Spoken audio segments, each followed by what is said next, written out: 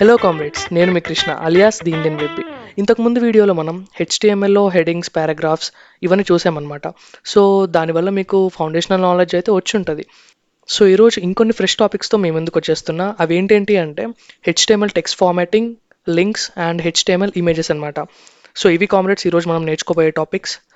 Let's dive into VS code now. Demo folder open చేసేద్దాం.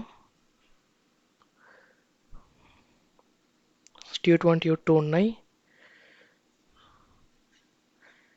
Show more options, open with code.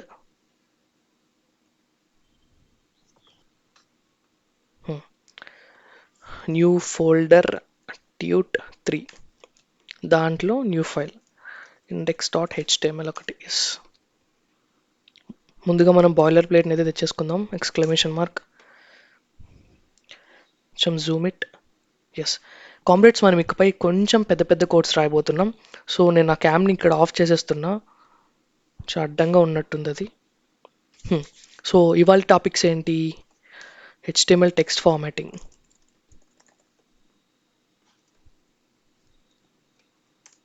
దీన్ని కూడా close చేసేద్దాం, కొంచెం space వస్తుంది. ఓకే, హెచ్టిఎంఎల్ టెక్స్ట్ ఫార్మాటింగ్ అంటే ఏంటి అంటే, నార్మల్గా హెచ్టిఎంఎల్లో మనం టెక్స్ట్ అనేది రాస్తూ ఉంటాం కదా డిస్ప్లే చేయడానికి. సో దాన్ని ఎలా ఫార్మాట్ చేస్తామంటే, కొన్ని ట్యాగ్స్ అండ్ ఎలిమెంట్స్ సాయంతో మనం ఫార్మాట్ చేస్తాం అనమాట. అంటే దాని స్టైలింగ్ని మారుస్తాం.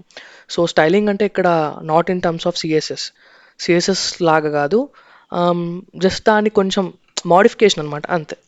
ఇక్కడ చూడండి, మీకే అర్థమవుతుంది. బి ఎలిమెంట్ అనమాట, bold. It is used as bold. This is bold text. ఇలా ఇచ్చాను అనుకోండి, ఇది బోల్డ్ టెక్స్ట్ అనమాట. ముందు ఇక్కడ గో లైవ్ మీద క్లిక్ చేసేస్తే మన లైవ్ సర్వర్ అనేది ఆన్ అవుతుంది. స్టార్టింగ్, ఎస్, ఆన్ అయిపోయింది. డైరెక్ట్గా అదే తీసుకెళ్తుంది. ఎస్, ఇక్కడ చూడండి, నార్మల్ టెక్స్ట్ ఫాంట్ వెయిట్ కంటే ఇది కొంచెం ఎక్కువ ఉంది, అంటే బోల్డ్గా మారింది, చూసారా? So that's the main use of it. ఇంకొకటి స్ట్రాంగ్ అన్నది ఒకటి ఉంటుంది. దిస్ ఈ స్ట్రాంగ్ టెక్స్ట్. ఈ రెండింటికి తేడా ఏం లేదు, ఇది బోల్డే, ఇది బోల్డే. ఓకే, ఇక్కడ చూడండి, this is strong text. Next ఇంకొకటి ఐ అనేది ఒకటి ఎలిమెంట్ ఉంటుంది. This is italic text. అంటే ఇటాలిక్ రూపంలో దీన్ని మారుస్తుంది అనమాట. Yeah, this is italic text. Next EM element. This is emphasised text. అంటే రెండు italic. Okay, so strong is similar to be and EM is similar to I. So ఇన్ని tags ఎందుకు, దీంట్లో ఏది వాడాలంటే మీ ఇష్టం, ఏదైనా వాడచ్చు. It is of your wish. Okay, మీకు ఇక్కడ ఒక డౌట్ వచ్చి ఉండాలి.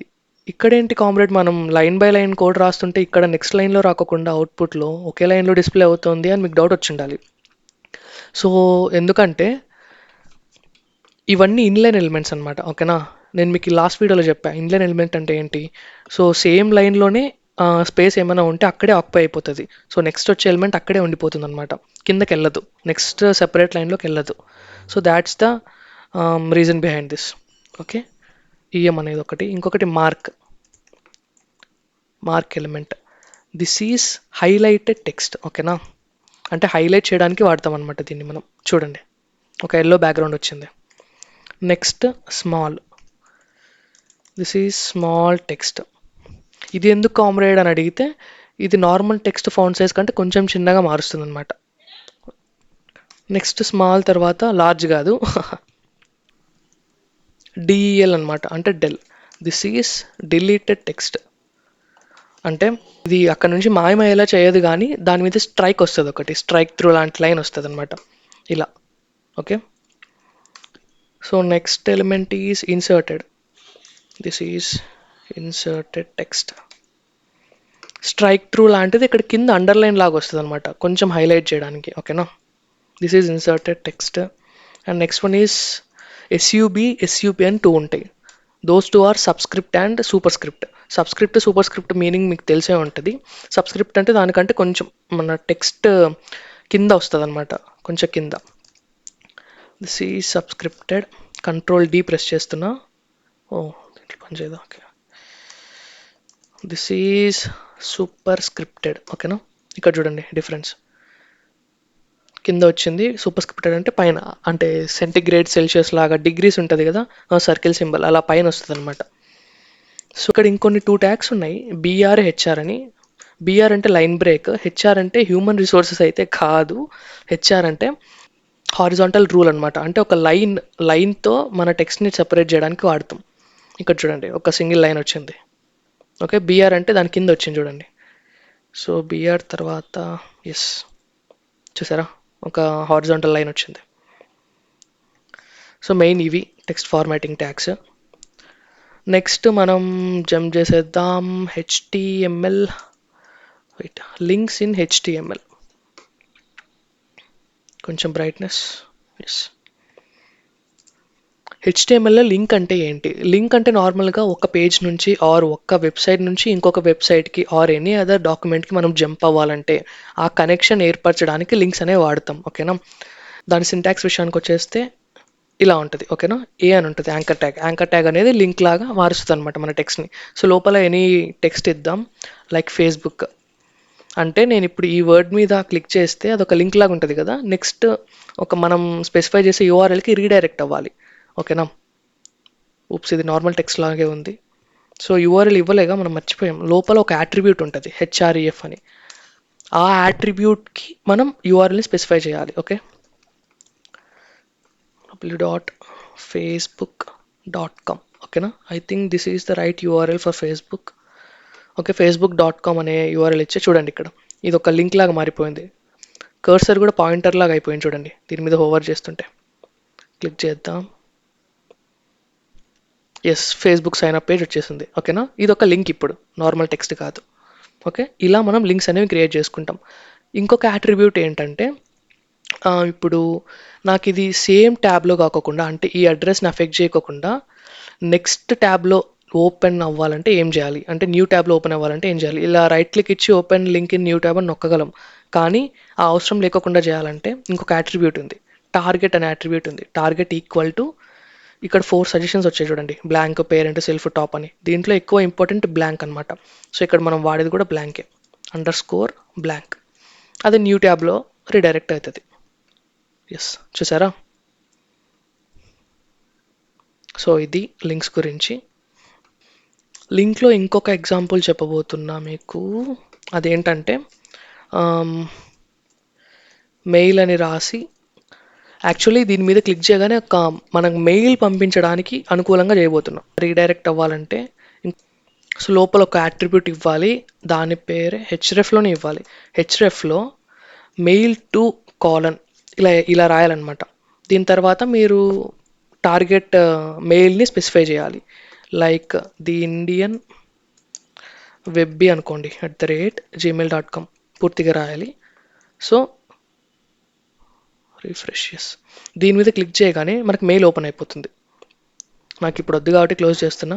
ఓకేనా, ఇలా మనం లింక్ని దీని మీద ఇన్బిల్డ్ చేయొచ్చు. ఓకే, సో లింక్స్ అయిపోయిన తర్వాత నెక్స్ట్, ఇది బేసిక్ కాన్సెప్ట్ లింక్ గురించి. So next images in HTML. Image syntax ఏంటి అంటే, ఫస్ట్ ఆఫ్ ఆల్ ఇమేజ్ అంటే ఒక ఫోటో లాంటిది అనమాట. నార్మల్ రియల్ ప్రపంచంలో ఉన్నట్టు ఇక్కడ కూడా హెచ్టిఎంఎల్లో ఇమేజ్ అంటే ఫోటోనే. సో అది బ్రౌజర్లో ఎలా డిస్ప్లే చేయాలి అంటే దాని సింటాక్స్ ఐఎంజీ అని ఉంటుంది. ఓకేనా, ఇక్కడ చూడండి సెల్ఫ్ క్లోజింగ్ ట్యాగ్ ఇది. ఎందుకంటే ఆటోమేటిక్గా ఇక్కడ / అనేది రాలేదు, అంటే ఇలా రాలేదన్నమాట. ఓకే, ఎందుకంటే it is a self closing tag. దీనికి సెపరేట్గా క్లోజింగ్ ఎలిమెంట్ అనేది ఉండదు, క్లోజింగ్ ట్యాగ్ అనేది ఉండదు. కానీ దీని లోపల మనం ఇంకొక అట్రిబ్యూట్ తీసుకోవాలి, SRC = అని ఉంటుంది, సోర్స్ అనమాట. అంటే మన ఇమేజ్ ఎక్కడి నుంచి వస్తుంది అనేది ఇక్కడ స్పెసిఫై చేయాలి కదా, లేదంటే దానికి ఎలా అర్థమవుతుంది ఏ ఇమేజ్ చూపించాలి అని.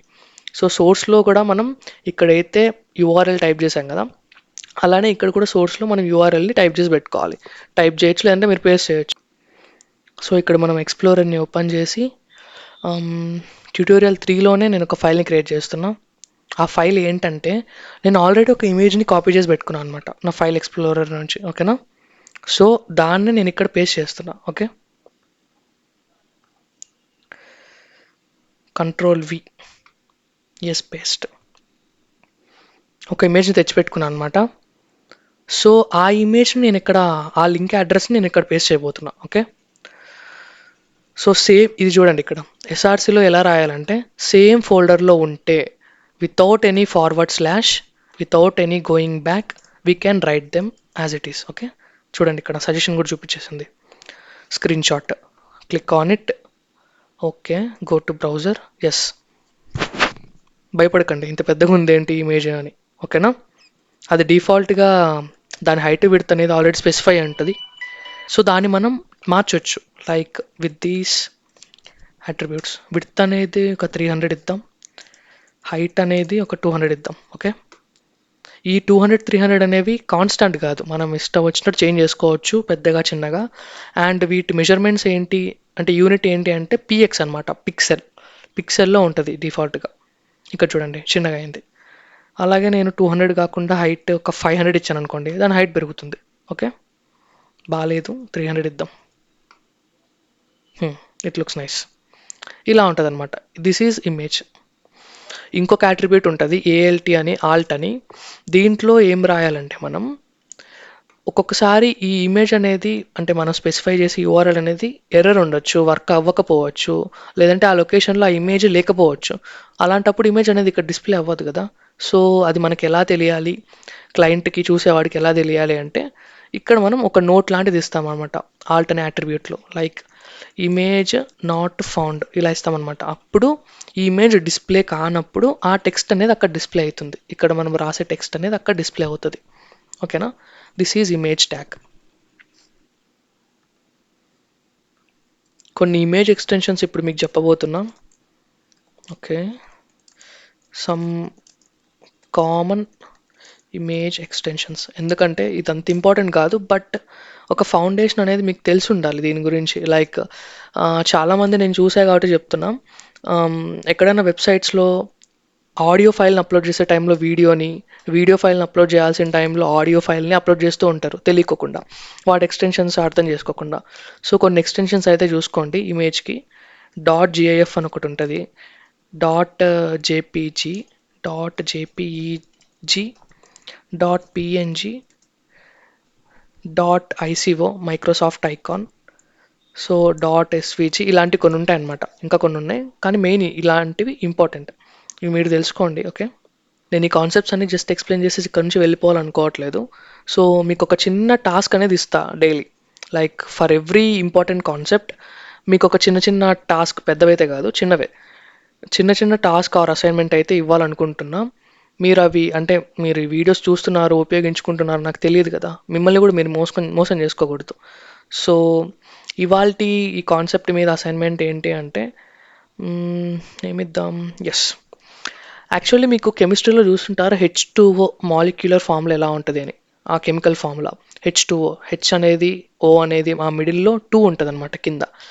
సో అది HTML ఇక్కడ బ్రౌజర్లో ఎలా డిస్ప్లే చేయాలి H2O కరెక్ట్గా అలానే. ఓకేనా, అది ఒక టాస్క్. ఇంకొక టాస్క్ ఏంటి అంటే ఒక ఇమేజ్ని లింక్గా మార్చాలి. ఓకేనా, ఇక నార్మల్గా మనం టెక్స్ట్నే చూసాం లింక్గా, ఫేస్బుక్, మెయిల్, ఇవన్నీ 2 లింక్స్ అనమాట, టెక్స్చువల్ లింక్స్.